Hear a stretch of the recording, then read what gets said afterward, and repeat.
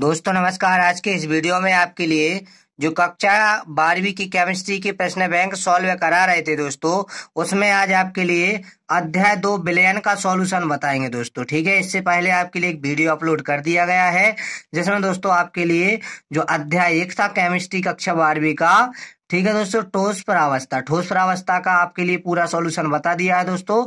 आज की इस वीडियो आपके लिए विलयन का बताएंगे। ठीक है दोस्तों, तो देखिएगा विलयन में से 2 प्रकार के प्रश्न आना है, 2 नंबर के दोस्तों और 3 नंबर के। ठीक है, तो दोस्तों 2 अंक के लिए यहाँ पे 6 महत्वपूर्ण प्रश्न दिए हुए हैं, इनका सॉल्यूशन देखेंगे, और जो 3 अंक के लिए महत्वपूर्ण प्रश्न दिए हुए हैं 6, इनका सॉल्यूशन देखेंगे। ठीक है दोस्तों, मतलब इसमें 6 प्रश्न दोस्तों 2-2 नंबर के महत्वपूर्ण दिए हुए हैं और 6 प्रश्न दोस्तों 3-3 नंबर के महत्वपूर्ण दिए हुए हैं। तो देखिए दोस्तों, सबसे पहला प्रश्न था मूल प्रभाज को समझाइए। ठीक है दोस्तों, आपके लिए मूल प्रभाज को समझाना है। तो दोस्तों देखिए, मूल प्रभाज क्या कहलाता है, इसको विशेष ध्यान से समझिएगा। ठीक है, आपके लिए बताते हैं मूल प्रभाज क्या होता है। तो दोस्तों देखिए, यहाँ पे लिखी हुई हमने मूल प्रभाज या मूल अंश को समझाइए प्रश्न था, और आपके लिए मूल प्रभाज की डेफिनेशन लिखना थी। तो ये लिखी है दोस्तों कि विलयन के किसी एक घटक के मोलों की संख्या और विलयन के संपूर्ण मोलों की संख्या का अनुपात मूल प्रभाज कहलाता है। दोस्तों इससे पहले हमने आपके लिए जब ये अध्याय पढ़ाया था तो आपके लिए मूल प्रभाज बहुत ही विस्तार से बताया था। ठीक है दोस्तों, इस पर आधारित न्यूमेरिकल भी बताए थे, जिसमें आपके लिए मूल प्रभाज को हमने विशेष रूप से अच्छे तरीके से समझा दिया था। ठीक है, तो इतना लिखिएगा आप परिभाषा, इतने का आप स्क्रीनशॉट ले लीजिए पहले। तो उसके बाद दोस्तों देखिएगा, इसको देखिएगा, ये मूल प्रभाज है दोस्तों। ठीक है, इसका फार्मूला आप लिखिए, विलय का मूल प्रभाज, विलायक का मूल प्रभाज। बस दोस्तों इतना ही आपके लिए लिखना है।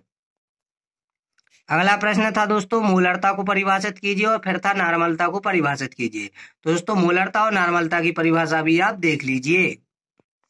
तो दोस्तों यहाँ पे ये मूलरता की परिभाषा लिखी हुई है कि विलयन के 1 लीटर में घुले हुए विलय के ग्राम मोलों की संख्या को मूलरता कहते हैं। इसे कैपिटल एम से दर्शाते हैं। यह ताप से प्रभावित होती है। ध्यान रखिएगा, ये सूत्र आप लिख दीजिएगा, जहां पर ये W1 विलय का द्रव्यमान होता है, W2 विलायक का मिलीलीटर में आयतन होता है। ध्यान रखिएगा, M बराबर W1/M1 इंटू 1000/W2। इसका भी स्क्रीनशॉट ले लीजिए। आगे दोस्तों आपसे उन्होंने नॉर्मलता की परिभाषा पूछी है। तो ये नॉर्मलता की परिभाषा है कि विलयन के लीटर में घुले हुए विलय के ग्राम तुल्यांकित द्रव्यमानों की संख्या को नॉर्मलता कहते हैं। इसे कैपिटल एन से दर्शाते हैं। ये सूत्र लिख दीजिए, नॉर्मलता एन बराबर W1/E1 इंटू 1000/WT।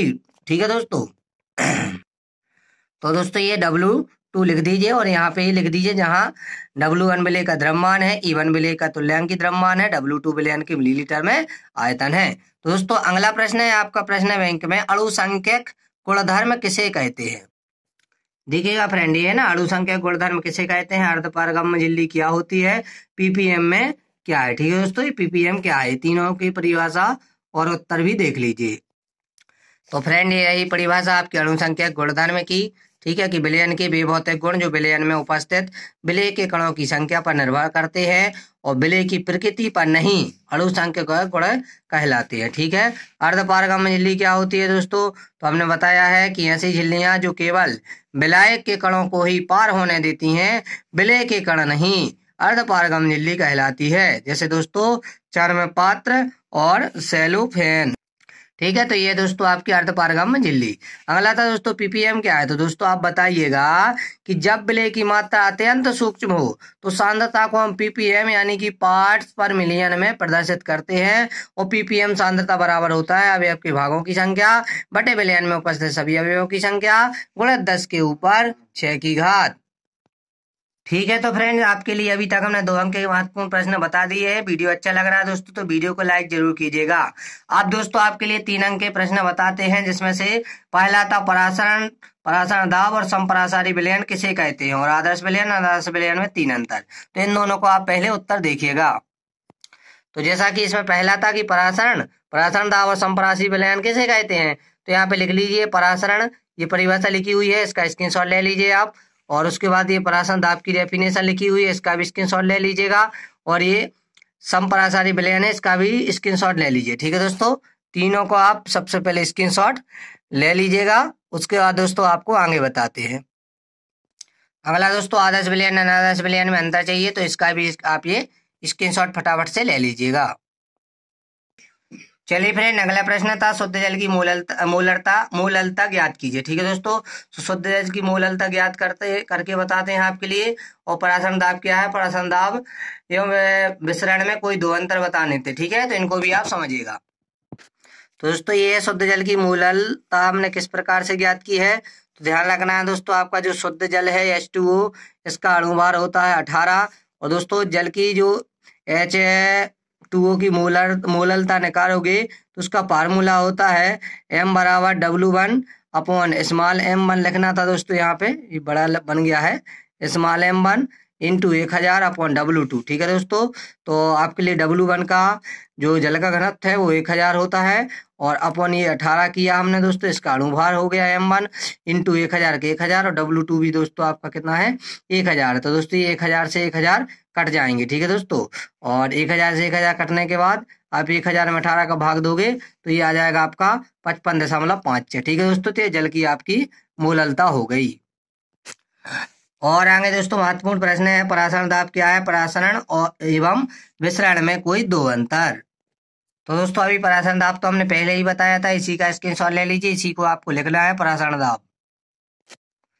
परासरण दाब के बाद आपके लिए लिखना था परासरण और विसरण में कोई दो अंतर। तो दोस्तों हमने यहाँ पे 3 अंतर लिखे हुए हैं, इनका स्क्रीनशॉट ले लीजिए कि परासरण विलयनों का गुणधर्म है, जबकि विसरण गैसों और द्रवों दोनों का ही होता है।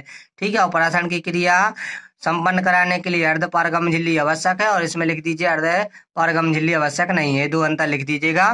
ठीक है दोस्तों, आगे दोस्तों आपसे अगला प्रश्न था हेनरी का नियम लिखिए एवं उसके अनुप्रयोग लिखिए। और अगला था ठंडे देशों में गाड़ी रेडिएटर में जल के साथ ग्लाइकोल का प्रयोग करते हैं क्यों। इन दोनों का उत्तर देखिएगा।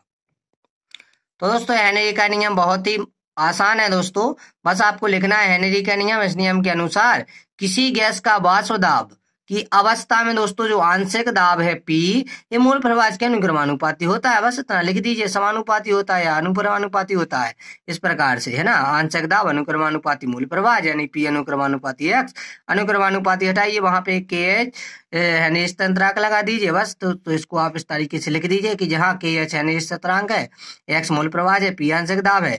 अनुप्रयोग लिखना है दोस्तों, तो पहले लिखिए आप कि कार्बोनेटेड शीतल पेयों के उत्पादन में, गहरे समुद्र में श्वास लेने में, और अत्यधिक ऊंचाई पर श्वास लेने में। ठीक है दोस्तों, ये हो गया उत्तर इसका। फिर दोस्तों अगला प्रश्न था ठंडे देशों में गाड़ी के जो रेडिएटर में जल के साथ ग्लाइकोल का प्रयोग करते हैं क्यों। तो दोस्तों लिखिएगा कि ठंडे देशों में गाड़ी के रेडिएटर में जल के साथ ग्लाइकोल का प्रयोग करते हैं क्योंकि के बाद आप लिख दीजिए कि ग्लाइकोल जल के हिमांक को कम कर देता है। ग्लाइकोल क्या कर देता है दोस्तों, जल के हिमांक को कम कर देता है, अतः जल द्रवावस्था में ही रहता है। इस कारण से हम ठंडे देशों में गाड़ी के रेडिएटर में जल के साथ ग्लाइकोल का प्रयोग करते हैं। तो दोस्तों आपके लिए हमने अध्याय 2 जो विलयन था, इसके सभी क्वेश्चनों के आंसर बता दिए दोस्तों। वीडियो कैसा लगा है दोस्तों, प्लीज वीडियो को लाइक कीजिएगा। चैनल पे नए हैं दोस्तों, चैनल को सब्सक्राइब कर बेल आइकन को प्रेस जरूर कीजिएगा। धन्यवाद।